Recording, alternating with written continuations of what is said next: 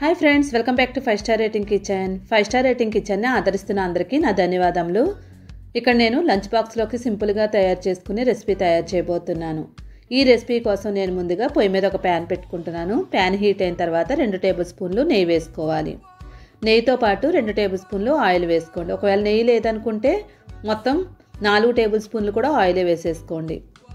ఈ oil heat అయిన తర్వాత 3 బిర్యానీ ఆకులు, యాలక్కాయలు 5, మరాఠీ మొగ్గలు 4, నెక్స్ట్ మనం దాల్చిన చెక్క చిన్న చిన్న ముక్కలు 3 తీసుకోండి. అనాస్ పువ్వు 5 వేసుకోవాలి. ఒకసారి మసాలాలన్నీ కలిపేసుకోండి. నెక్స్ట్ లవంగాయలు ఒక 12 వేసుకోండి. ఇక్కడ మనకి మసాలాలు ఎక్కువే తీసుకోవాలి. నెక్స్ట్ ఒక ఉల్లిపాయను తీసుకొని సన్నగా పొడవుగా కట్ చేసుకొని వేసుకోండి. పచ్చిమిరపకాయలు 8 తీసుకొని పొడవుగా కట్ చేసుకొని వేసుకోండి. ఇక్కడ మనం కారం అసలు వేసుకోవట్లేదు. పచ్చిమిరపకాయలు మనకి మసాలాలతోనే ఘాటు అనేది రావాలి. ఇప్పుడు ఒకసారి బాగా కలిపేసుకున్నాం కదా. ఇప్పుడు దీనిలో మనం అల్లం వెల్లుల్లి పేస్ట్ 1.5 టేబుల్ స్పూన్ వరకు వేసుకోండి. అల్లం వెల్లుల్లి పేస్ట్ తక్కువ వేసుకున్నట్లయితే మనకి టేస్ట్ అంత బాగోదు కాబట్టి 1.5 టేబుల్ స్పూన్ కంపల్సరీ వేసుకోండి. నెక్స్ట్ వేసుకునేది మిరియాలు. 10 నుంచి 12 వరకు మిరియాలు వేసుకొని ఒకసారి బాగా కలిపేసుకొని అల్లం వెల్లుల్లి పేస్ట్ని బాగా వేయించేసుకోండి. అల్లం వెల్లుల్లి పేస్ట్ అంతా బాగా వేగిపోయిన తర్వాత దీనిలో 1/2 టేబుల్ స్పూన్ పసుపు వేసుకోవాలి. పసుపు వేయడం వల్ల హెల్త్కి కూడా చాలా మంచిది. 1/2 టేబుల్ స్పూన్ పసుపు వేసుకొని ఒకసారి బాగా కలిపేసుకోండి. ఇలా కలుపుకున్న తర్వాత దీనిలో మనం కొబ్బరి పాలని యాడ్ చేసుకోవాలి. ఇక్కడ నేను 3 గ్లాసుల వరకు కొబ్బరి పాలు తీసుకుంటున్నాను. నేను ఇక్కడ రైస్ 2 గ్లాసులు తీసుకున్నాను కాబట్టి 3 గ్లాసులు కొబ్బరి పాలు, మళ్ళీ 1/2 గ్లాస్ వరకు కొబ్బరి పాలు తీసుకుంటున్నాను. ఇక్కడ నేను ఒక కొబ్బరికాయని తీసుకొని పాలులా చేసుకున్నాను. మీకు కావాలంటే లింక్ డిస్క్రిప్షన్లో ఇస్తాను, పాలు ఎలా తీయాలనేది ఒకసారి చెక్ చేసుకోండి. ఇప్పుడు కొబ్బరి పాలు వేసిన తర్వాత ఒకసారి బాగా కలిపేసుకోండి. ఇలా కలుపుకున్న తర్వాత దీనిలో మనం రుచికి తగినట్లుగా సాల్ట్ వేసుకోవాలి. సాల్ట్ ఎవరు తిన్న దాన్ని బట్టి ఎక్కువ తక్కువ చూసుకొని వేసుకోండి. సాల్ట్ వేసిన తర్వాత కొత్తిమీర వేసేసుకోండి. ఇలా కొత్తిమీర వేయడం వల్ల మనకి పాలతో పాటే మరిగి చక్కగా ఫ్లేవర్ అంతా చక్కగా దిగుతుంది.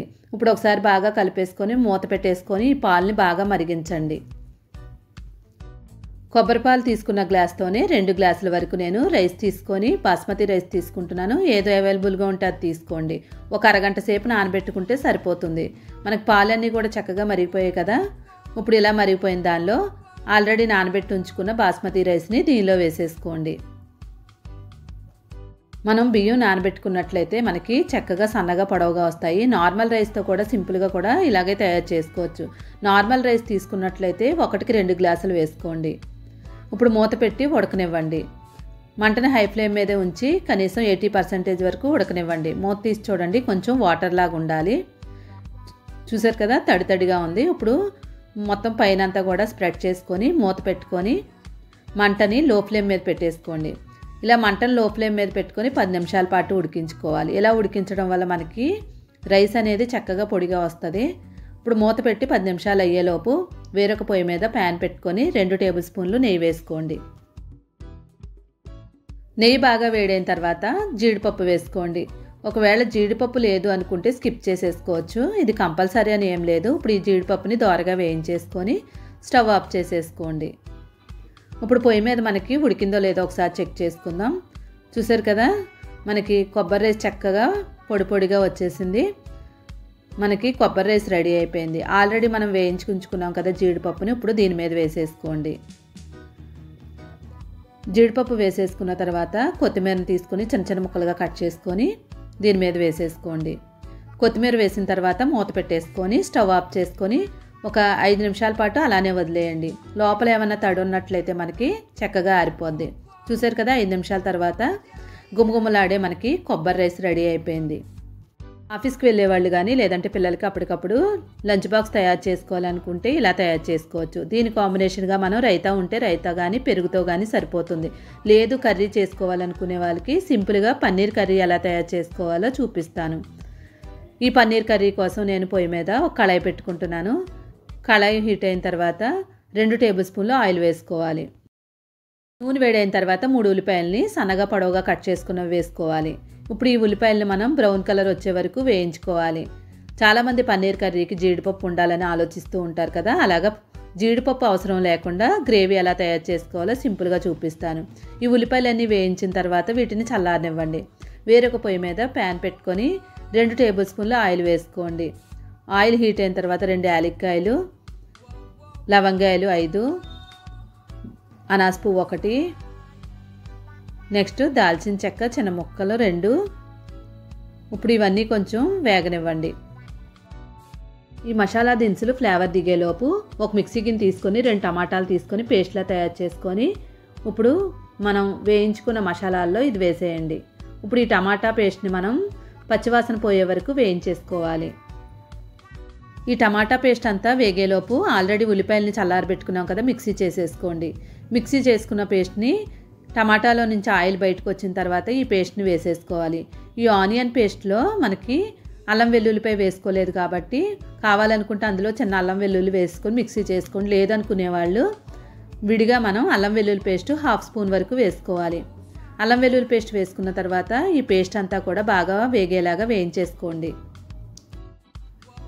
ఇది మొత్తం అంతా బాగా వేగిపోయిన తర్వాత దీనిలో మనం 1/2 స్పూన్ వరకు ధనియాల పొడి, 1/2 స్పూన్ జీలకర్ర పౌడర్, నెక్స్ట్ మనం పసుపు 1/2 స్పూను, కారం 2 టేబుల్ స్పూన్లు వేసుకోండి. కారం తినేదాన్ని బట్టి ఎక్కువ తక్కువ చూసుకొని వేసుకోండి. ఇప్పుడు ఒకసారి బాగా కలిపేసుకోండి. ఇలా పేస్ట్ అంతా కూడా బాగా కలుపుకున్న తర్వాత దీనిలో మనం 1 గ్లాస్ వరకు నీళ్లు వేసుకోవాలి. నీళ్లు వేసుకున్న తర్వాత మనం మసాలా అంతా కూడా చక్కగా కలిపేసుకోండి. నీళ్ళతో పాటే మనం కలుపుకునే వెంటనే మనకి చూడండి గ్రేవీలా కనిపిస్తుంది. ఇంకా మనకి మిక్సీకి ఉన్నది కూడా శుభ్రంగా కడిగేసుకొని వేసేసుకోండి. ఇంకా 1 గ్లాస్ వరకు నీళ్లు గ్రేవీ కోసం వేసుకొని మనం దీనిలో రుచికి తగినట్లుగా సాల్ట్ వేసుకోవాలి. సాల్ట్ వేసుకున్న తర్వాత 2 పచ్చిమిరపకాయలని సన్నగా పొడవుగా కట్ చేసుకుని వేసుకోండి. మనం వేయించేటప్పుడు వేసుకోకుండా ఇప్పుడు వేసుకున్నట్లయితే మనకి రెస్టారెంట్లో కూడా లాస్ట్లోనే వేస్తారు. ఇలా పచ్చిమిరపకాయలు వేసిన తర్వాత మూత పెట్టి ఒక 2 నిమిషాల పాటు మనం గ్రేవీ అంతా చక్కగా ఉడకనివ్వండి. 2 నిమిషాల తర్వాత మూత తీసి ఒకసారి బాగా కలిపేసుకోండి. గ్రేవీ అంతా కూడా మనకి పచ్చివాసన అనేది ఏమీ లేకుండా చక్కగా ఉడికిపోద్ది. చూడండి మనకి గ్రేవీ చక్కగా వచ్చింది. నెక్స్ట్ దీనిలో 200 గ్రాముల వరకు పన్నీర్ తీసుకోండి. పన్నీర్ ముక్కలుగా కట్ చేసుకొని మనకి ఏ సైజులో కావాలంటే ఆ సైజులో కట్ చేసుకొని ఈ కర్రీలో వేసేసుకోవాలి. ఇక్కడ పన్నీర్ని నేను ఫ్రై చేయకుండా డైరెక్ట్గా వేసాను. రెస్టారెంట్లో పెట్టినప్పుడు మనకి పన్నీర్ని అసలు ఫ్రై చేయరు, అలానే వేసేస్తారు. ఇప్పుడు మూత పెట్టి 3 నిమిషాలు ఉడికించేసుకోండి. పన్నీర్లో మసాలాలన్నీ కూడా చక్కగా పట్టేస్తాయి.